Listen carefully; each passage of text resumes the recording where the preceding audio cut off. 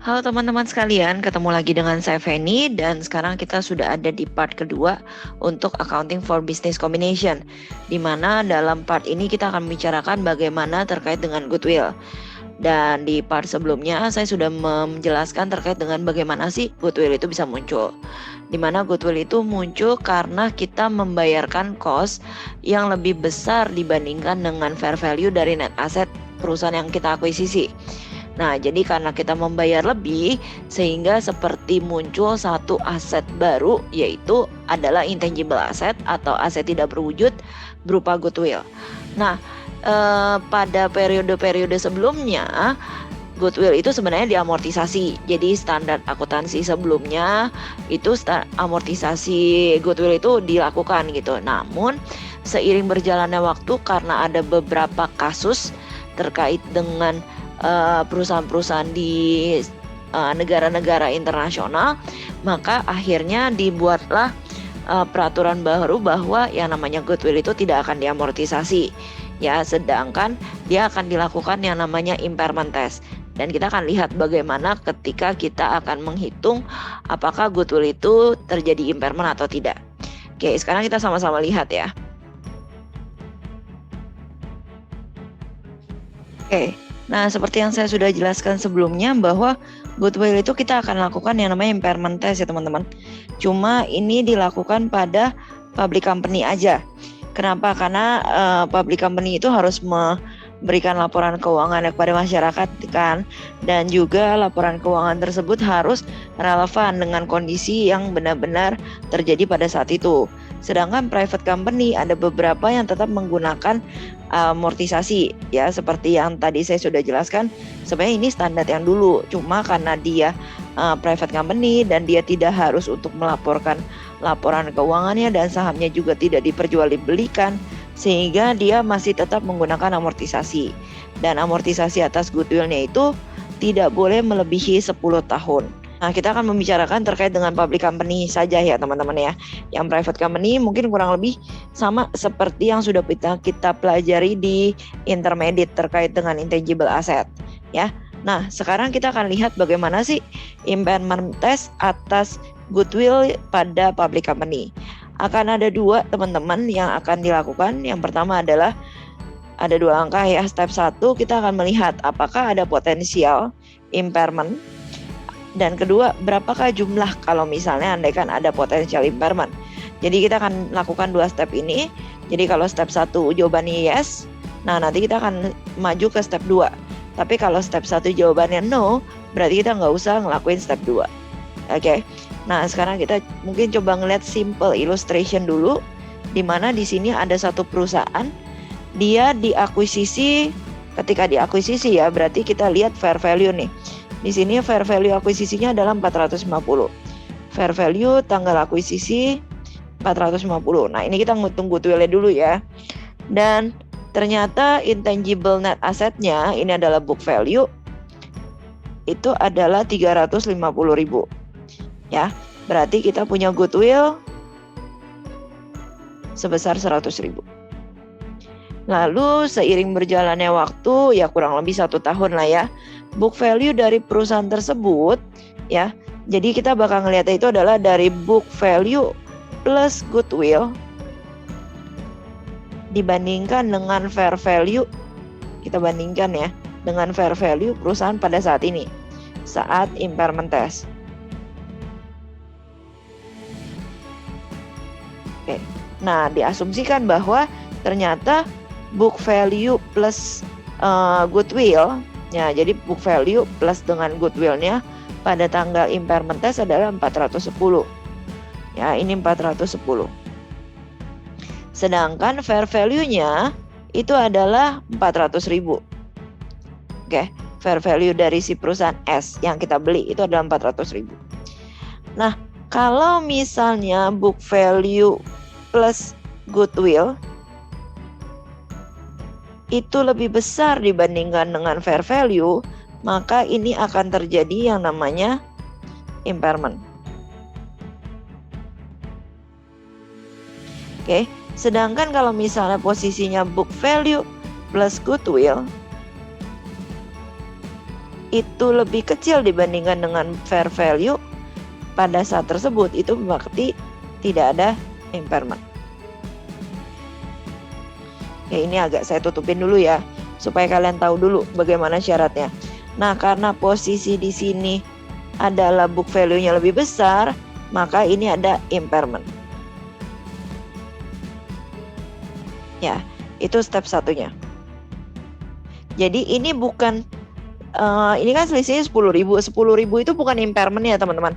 10.000 itu adalah kita cuma mau ngeliat apakah ada potensi impairment atau tidak. Ini step 1. Nanti kita akan lihat berapa jumlah yang unimpair itu adalah di step 2 ya. Oke, sekarang saya hapus dulu mungkin yang ini ya. Mungkin saya bikin sedikit lebih rapi. Nah, berarti kan kalau tadi kita bandingkan tuh antara 410.000 dengan 400.000. Dimana ini adalah book value plus goodwill dan ini adalah fair value. Goodwill plus book value lebih besar, berarti jawabannya yes. Oke, berarti jawabannya ada potential impairment. Oke, berapa potential impairmentnya kita hitung lagi di step 2 ya. Di step 2 ini kita akan membandingkan antara goodwill yang akan kita sebut sebagai implied goodwill. Ini saya tambahin I ya. Implied goodwill kita bandingkan dengan book value goodwill. Oke, nah book value goodwill kita kan ada 100.000. Nah, book value goodwill mana sih yang ini? 100.000. Nah, implied goodwill yang mana? Berarti fair value kita hitung lagi. Fair value kita bandingkan dengan book value-nya. Oke, di sini dia bilang bahwa ternyata information-nya, book value-nya sebenarnya 325. Oke, dan si fair value yang kita dapat di sini nih, yang tadi di awal, yang ini adalah 400.000. Sehingga kita akan dapat bahwa goodwill-nya itu adalah sebesar 75.000. Sedangkan book value goodwill kita adalah 100.000. Berarti ini akan kita selisih. 100.000 kita kurangkan dengan 75.000. Hasilnya 25.000. Nah, 25.000 ini adalah yang akan kita catat sebagai impairment loss. Oke, nah ini ada impairment loss. Nah, ini adalah cerita gampangnya dulu ya teman-teman. Kita coba lihat di angka realnya. Nah, di sini ada satu perusahaan, ini exercise 210 ya, di mana dia mengakuisisi pada tanggal 1 Januari 2013 dengan cash 450.000. Dan saat tersebut ada net asset book value-nya adalah 375. Nah, berarti kalau kita mau ngitung goodwill, sebenarnya ini udah ada ya, tapi kita coba lihat coret-coretannya dulu. Ini 450.000 yang kita bayarkan. Sedangkan net assetnya itu adalah 375. Berarti akan muncul goodwill sebesar 75.000. Oke, ini adalah yang akan jadi book value goodwill kita. Nah, sekarang pada tanggal-tanggal setelahnya, setiap tahun itu dilakukan yang namanya impairment test. Nah, di sini ada fair value future cash flow. Ini adalah fair value dari saham company. Oke, nah ini adalah fair value-nya. Ya, nah ini adalah carrying amount-nya atau book value. Book value dari net asset setiap tahunnya. Dan hati-hati dengan ada tanda ini karena ini adalah maksudnya belum termasuk goodwill. Sedangkan tadi kan kalau misalnya kalian ingat yang saya bilang di step 1, kita akan membandingkan book value plus goodwill dengan fair value pada saat yang namanya impairment test itu terjadi. Nah, terus ini ada fair value dari net asset. Nah, ini buat apa sih? Nanti kita buat ngitung implied goodwill-nya. Ya, oke, sekarang kita lihat ya. Untuk tahun 2014, nah ini udah saya hitung tadi ya teman-teman ya. Angkanya sama, kita muncul goodwill sebesar 75.000. Oke, Sekarang kita lihat bahwa step 1 di tahun 2014 fair value-nya adalah 400.000. Nah, 400 di mana? Coba kita back sedikit ya teman-teman. Dari sini. Ya, fair value perusahaannya Saab Company. Oke. Terus kita lanjut. Nah, kita lihat carrying amount dari intangible asset-nya kan 330. Di mana sih? Sama, kita lihat. Balik lagi di sini ya. Nih. Tapi dia belum termasuk goodwill. Oke. Jadi kita tambahin dulu goodwill-nya.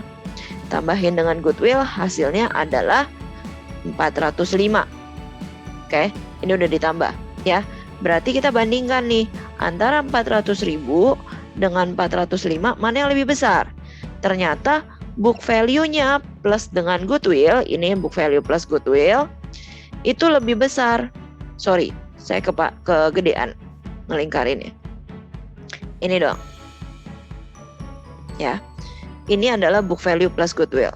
Book value plus goodwill.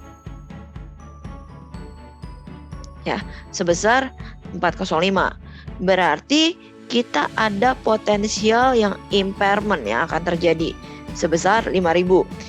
Ini baru potensial impairment, bukan nilai impairmentnya. Sekali lagi, step 1 tidak mencerminkan jumlah impairment yang terjadi. Jumlah impairment yang terjadi itu kita ngitung di step 2. Oke. Nah, step 2 dia bilang bahwa fair value-nya dia adalah 400.000. Lihat dari mana? Dari yang tabel tadi ya, yang ada di sebelumnya. Lalu dia punya fair value identifiable net asset itu adalah 340. Berarti kita dapat implied fair value, implied goodwill maksud saya itu adalah 60.000. Jadi kita bandingkan dengan book value dari goodwill kita punya impairment loss sebesar 15.000. Kita kurangin ya, jadi 75 kurang 60. Nah, angka 15.000 inilah yang akan kita catat sebagai impairment loss. Lalu kita catat di jurnalnya, sama seperti biasa ya, yang namanya impairment selalu sama. Impairment loss goodwill pada goodwillnya. Ya, ini kurang lebih sama kayak yang ada di intangible asset. Kita akan langsung mengurangi dari intangible assetnya. Ya. Ini adalah goodwill. Nah, kita coba lihat tahun 2015. Oke. Tahun 2015 kita punya fair value sama. Oke. Nah, cuma sekarang book value dari goodwill kita bukan lagi 75.000, tapi hanya 60.000. Kenapa 60? Karena 75 dari originnya, tapi kita udah dilakukan impairment 15.000. Oke. Nah, book value dari net asset kita adalah 320.000. Jadi total book value plus goodwill adalah 380.000. Nah, kalau ini dibandingkan berarti kan fair value-nya lebih besar. Nah, kalau fair value lebih besar berarti step 2-nya kita tidak harus hitung. Kenapa? Karena ini lebih besar. Ya. Oke, berarti tahun 2015 kita nggak usah hitung terkait dengan si impairment ya, karena tidak ada impairment, karena step 1 mencerminkan bahwa tidak ada impairment. Dari mana? Book value dari goodwill lebih kecil dibandingkan dengan fair value. Oke, sekarang kita masuk ke step 1 tahun 2016. Oke. Nah, ternyata fair value-nya jadi 350.000. Dan book value dari net asset-nya adalah 300 plus sama goodwill yang terakhir ya, yang 75 kurang sama 15.000. Dapat 60. Nah, total book value plus goodwill-nya jadi 360.